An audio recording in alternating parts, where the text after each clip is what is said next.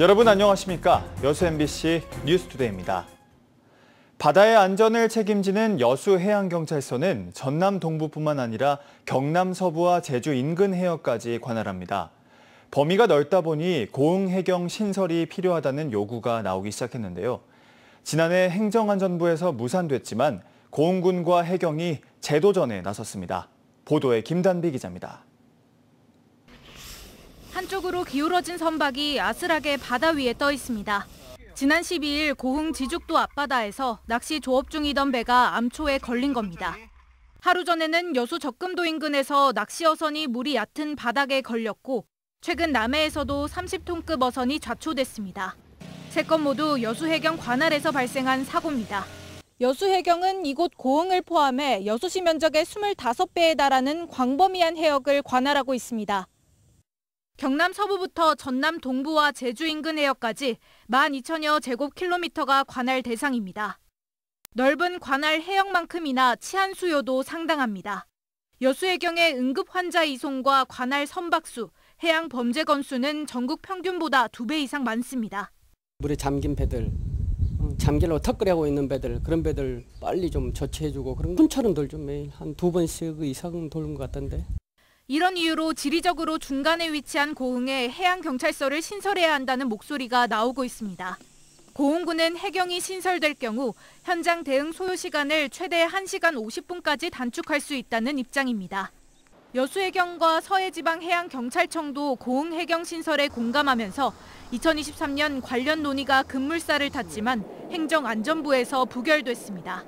고흥군은 올해 재도전에 나섰습니다. 다시 저희가 건의해서 지금 행안부에서 검토를 하고 있는 그런 상황입니다. 고흥해경 신설이 어떤 고흥의 활성화뿐만 아니라 남해안 동북권역에, 전남 동북권역의 주민 안전을 위해서는 반드시 필요한. 지난 2022년 통영해경에서 분리돼 사천해경이 신설된 사례가 있는 만큼 고흥군은 중앙부처 설득에 주력할 계획입니다. MBC 뉴스 김남희입니다. 순천시가 75세 이상 시민들을 대상으로 무료 시내버스를 운영하기로 하고 어제부터 접수에 들어갔습니다. 전남 동부권 3개 시 모두 고령자 무료버스 제도를 시행하게 됐지만 예산 부담 등의 이유로 적용 대상 횟수는 제각각인데요. 문영철 기자입니다. 주민센터에 마련된 접수처가 이른 아침부터 북적입니다. 책상 앞에 앉은 어르신들은 이름과 주소, 전화번호를 꼼꼼하게 적습니다. 오는 10월부터 순천에서도 고령자 무료 시내버스 제도가 시행된다는 소식에 접수 첫날부터 신청이 잇따랐습니다. 적용 대상은 75세 이상 시민 2만 3천여 명. 교통카드를 발급받으면 한 달에 최대 15번까지 시내버스를 무료로 이용할 수 있습니다. 도움이 되지요. 경제적 도움도 되고 활동하는 데도 유익이 되고. 대단히 고마운 일이죠. 1,700원도 부담이 되었지만 밖에 나갈 기회도 많이 생기겠고. 무료 시내버스 제도가 동부권 3개 시 전체로 확대되지만 내용은 지역마다 다릅니다. 가장 먼저 시행한 광양은 적용 대상이 65세 이상이고 횟수 제한도 없습니다. 여수는 75세 이상, 월 20회까지 무료입니다. 순천에선 제도 시행을 앞두고 나이 기준을 낮춰달라는 요구가 있었지만 연령을 65세로 확대할 경우 연간 70억 원 정도가 필요해 재정 부담이 크고 택시업계에 미치는 영향도 고려해야 한다며 당장은 어렵다는 입장입니다. 다만 내년부터는 무료 시내버스 탑승 횟수를 여수와 같이 월 20회로 늘릴 계획입니다. 사회적인 여건이나 또 예산 문제들이 좀 많이 들어가더라고요. 그래서 저희들이 사회적인 여건이 공감 형성이 된다 그러면은 연령은 차후에 검토하도록 하겠습니다. 순천 무료 시내버스 교통카드는 오는 9월 중순쯤 발급되고 10월부터는 신청 즉시 현장에서 카드를 수령할 수 있습니다. MBC 뉴스 문형철입니다. 짧은 장마와 폭염이 이어지면서 전라남도가 농업용 저수지 저수율 관리 실태 점검에 나섰습니다. 이에 따라 중점관리 저수지 46곳에 대해서는 저수율 50% 미만으로 하락하지 않도록 인근 관정과 양수장 등 비상급수 장비와 인력을 우선 투입해 물 채우기를 시행하고 있습니다. 또한 폭염 장기화에 대비해 간이 양수장과 송수관로, 둔벙 설치 등 지역 맞춤형 용수 공급 대책 출입 등을 지속적으로 추진할 방침입니다. 원활한 민생회복 소비 쿠폰 지급을 위해 순천시가 TF를 구성하고 본격적인 운영에 들어갔습니다. 순천시는 24개 읍면동에 전담 인력을 배치하는 한편 고령자와 장애인 등 거동이 불편한 취약계층을 대상으로 찾아가는 접수 서비스를 운영할 계획이라고 밝혔습니다. 민생회복 소비 쿠폰은 오는 21일 오전 9시부터 신청할 수 있고 사용기한은 오는 11월 말까지입니다. 새 정부의 공약인 북극 항로의 진출을 위해 여수 광양항이 국내 거점 항만으로 육성돼야 한다는 주장이 제기됐습니다. 특히 여수 광양항은 원유와 벌크 화물에 특화된 항만인 만큼 북극 항로의 산업 구조적 연계성도 높다는 평가인데요. 김주희 기자가 보도합니다. 지구온난화의 영향으로 북극 항로가 세계 물류업계의 주목을 받고 있습니다. 북극 항로는 북극해를 통해 아시아와 유럽, 북미를 연결하는 해상 운송 항로입니다. 기존 수에즈 운하 항로와 비교할 때 유럽과 아시아 간 항해 거리가 최대 30에서 40%나 단축되고 이에 따른 물류 비용 절감 등 효과도 큽니다. 새 정부의 공약이기도 한 북극 항로 개척을 위해 여수 광양항을 거점으로 육성하자는 새로운 안이 제시됐습니다. 여러 가지 면에서 잘 안비된 여수 광양항이 북극 항로의 최적 항만이다 이렇게 생각을 합니다. 이미 북극 항로 개척에 대해서는 이재명 대통령님께서 천명을 하셨고 전남도가 주관한 최근 세미나에서 국내 항만 물류 전문가들은 여수 광양항이 원유와 벌크 화물에 특화된 항만으로 북극 항로와 산업 구조적 연계가 크다고 주장했습니다. 현재 북극해에서는 900억 배럴의 잠재 자원이 있습니다. 그리고 1670 입방미터의 천연 가스가 있습니다. 이 수요 결국에는 한국에서 수입을 하게 되는데 이러한 게 저희 여수 광양항에 이미 LNG 수요가 있다라는 점에서 저희한테 절대적인 기회가 있다고 생각합니다. 특히 여수 광양항의 경쟁력을 뒷받침할 수 있는 실제 근거도 제시했습니다.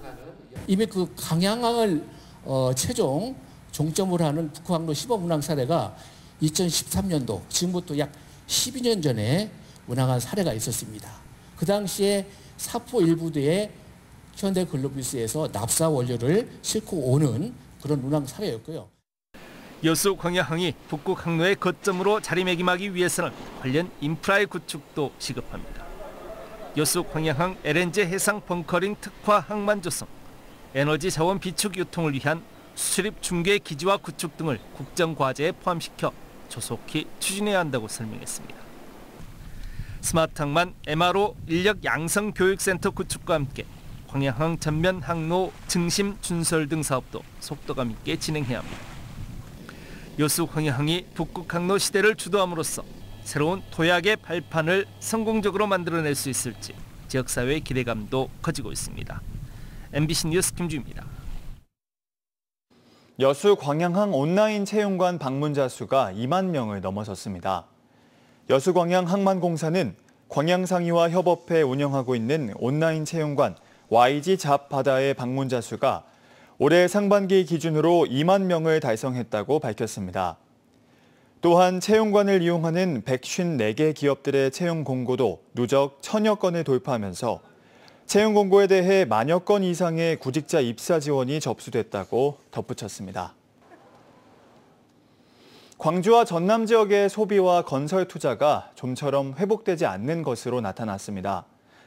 한국은행 광주 전남 본부가 발표한 5월 중 실물경제 동향에 따르면 대형마트의 매출이 크게 줄어든 광주의 소비는 지난해 같은 달과 비교해 4.1% 감소했습니다. 전남 지역의 지난달 대형마트 소비도 전년과 비교해 8.1% 줄었습니다. 건설 투자 역시 크게 줄어 광주의 건축 착공 면적이 42.2% 감소했고 전남 지역도 41.1% 줄어들었습니다. 다만 6월 중 광주와 전남 지역 소비자 심리 지수는 101.5로 올해 처음으로 기준치 100을 넘겼습니다.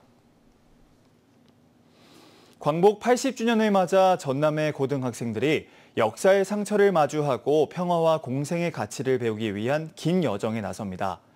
강제 이주의 아픔을 간직한 중앙아시아 고려인들을 찾아가 공감과 성찰을 나누는 전남 독서인문학교 국외 캠프.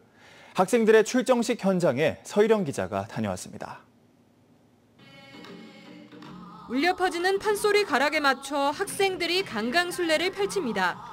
역사의 발걸음, 평화의 숨결이라는 주제로 이어진 퍼포먼스와 함께 전남 독서인문학교 출정식에 막이 올랐습니다. 이 같은 전통놀이는 물론 일일 한글 교실과 한복 기증 행사까지 이번 국외 캠프에서 전남의 학생들은 중앙아시아 현지 학생들에게 우리 문화를 알리기 위한 공공외교 활동에 나서게 됩니다.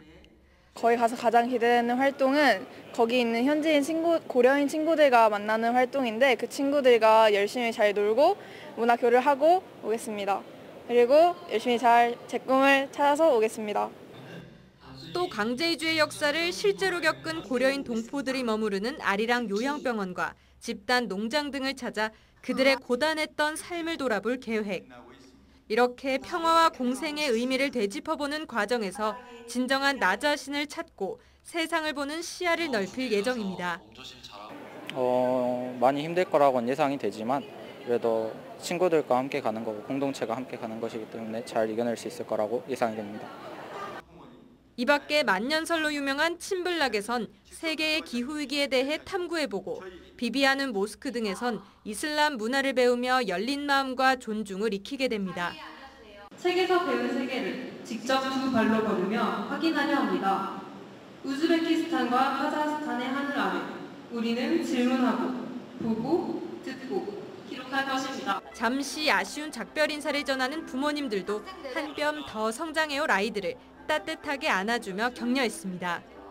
100여 년 전에 강제 이주당했던 우리 같은 민족의 일부분이 아주 먼 땅에서도 우리 문화를 지켜가고 있잖아요. 그런 이 아이들이 그걸 가서 배워와서 나중에 이 아이들이 우리나라의 통일을 이어가는 그런 인재가 되었으면 좋겠습니다. 중앙아시아에 울려 퍼질 우리 독립군가의 찡한 감동과 고난 속에 이어져 온 고려 아리랑이 건넬 미래의 희망의 이야기. 광복 80주년을 맞아 전남 학생들이 펼치는 통일 한반도를 향한 꿈의 발걸음이 시작됐습니다. MBC 뉴스 서희령입니다. 순천상공회의소가 침체된 지역 철강 업종을 지원하기 위해 고용회복 프로젝트를 시행합니다. 순천상공회의소는 국비 6억 3천만 원을 확보해 철강 및 관련 업종에 재직하고 있는 근로자에게 건강검진비와 문화활동비, 주거비 등을 1인당 최대 40만 원까지 지원한다고 밝혔습니다. 또 순천에 숙소를 마련해 근로자들에게 지원하고 있는 중소기업에는 6개월 동안 월 30만 원의 임차료를 지급할 계획입니다. 윤석열 정부에서 임명한 여순사건위원회 위원들의 사퇴를 촉구하는 목소리가 커지고 있습니다. 여순 11구 범국민연대는 어제 성명서를 내고 뉴라이트 출신 오영섭, 이민원 위원들은 그동안 역사 왜곡에 앞장서 왔고 부끄러움도 모른 채 자리를 지키고 있다며 즉각 사퇴를 촉구했습니다. 또 희생자 심사 과정에서 뚜렷한 사유도 없이 기각당한 사건이 넘치고 있다며 윤석열 정부 임명직 중앙위원 전면 사퇴 후 재구성과 여순 사건 등 한국전쟁 전후 민간인 학살 사건 소멸시효 배제 등을 요구했습니다. 전남 동부권을 중심으로 소나무 재선충병 확산이 심각해 대책 마련이 절실해지고 있습니다. 전남도 의회 박형대 의원에 따르면 올해 소나무 재선충병은 16만 7,900여 그루로 지난해에 비해 2.8배 급증했고 발생 시군도 15개로 확산됐으며 여수와 순천, 광양 지역의 전체 피해의 93%를 차지하고 있습니다. 박 의원은 확산 속도가 매우 빠른 만큼 전남도가 기존의 틀을 뛰어넘는 적극적인 방제 대책을 세워야 한다고 강조했습니다.